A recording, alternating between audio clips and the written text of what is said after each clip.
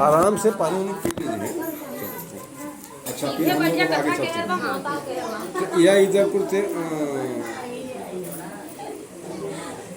यह इधर कुछ कथा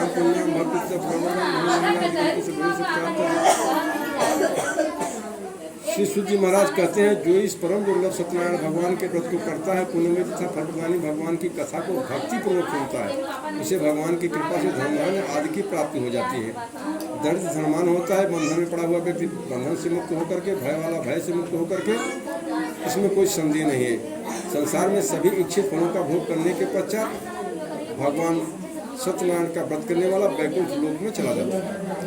कलयुग में भगवान सत्यदेव की पूजा विशेष फल प्रदान करने वाली है। भगवान विष्णु को ही कोई काल, कुछ लोग ईश, कोई सत्यदेव तथा दूसरे लोग सत्यनारायण भगवान के नाम से जानेंगे और कहेंगे।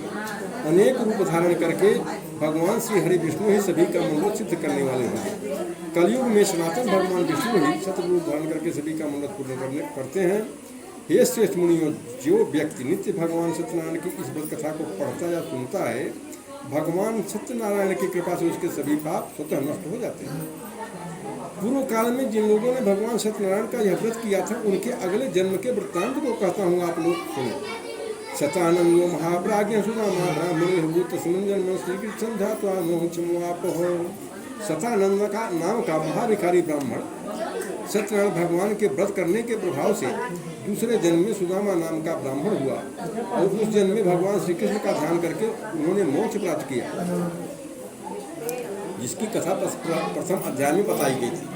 काष्ठभार हो भी लोग राजू बहु जन्म श्री रामम से मोक्षम जगाम में। लकड़हारा भिल गुहों का राजा हुआ और अगले जन्म में उसने भगवान श्री राम की सेवा करके मोक्ष प्राप्त किया। उल्लका मुखो महाराजो निपोत सरथो अभवत श्री रंगनाथम सर्वोज्यम श्री वैकुंठम तदागमत। तीसरे नंबर पर भगवान सत्यनारायण की पूजा करने वाला उल्लका मुख नाम के जो महाराजा थे,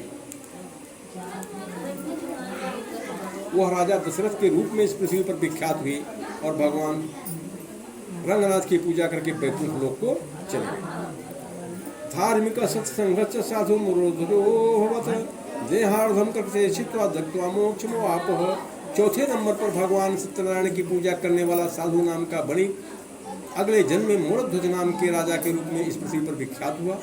अपने पुत्र को अपनी पत्नी के साथ आरा लेकर के चीर करके उसके कलेजे के दाहिने भाग को श्री भगवान विष्णु को समर्पित करके मोक्ष को प्राप्त किया और अपने विजय को अपनी परीक्षा में विजय यानी सफलता हासिल किया।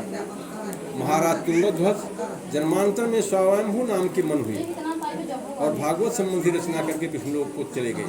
तुंगध्वजो महाराजा स्वयंभू किल सर्वान् भगवतान् वैकुंठं तदागमत। भूत्वा गोपाशते सर्वे ब्रजमंडल वासिना निहतराशान् सर्वान् गोलोकं तुयता ययुः। पांचवें नंबर पर भगवान सत्यनारायण की पूजा जो पांचवें अध्याय में बताई गई, उसमें तुंगध्वज नाम के जो राजा थे वो स्वयंभू नाम के मन हुए थे। उसके पश्चात जो गोप लोग बड़ के वृक्ष के नीचे भगवान सत्यनारायण की पूजा सुने थे, वे सभी ब्रजमंडल में निवास करने वाले ग्वाल हुए और श्री कृष्ण भगवान के साथ अपनी वीरता का प्रदर्शन किया। पुष्कर नामक सरोवर में श्री कृष्ण और भगवान के साथ स्नान करके सभी गोलोकवासी बने। इस स्कंद पुराण रेवा खंडे सत्यनारायण प्रथायाम पंचमोध्याय वृंदावन बिहारी लाल की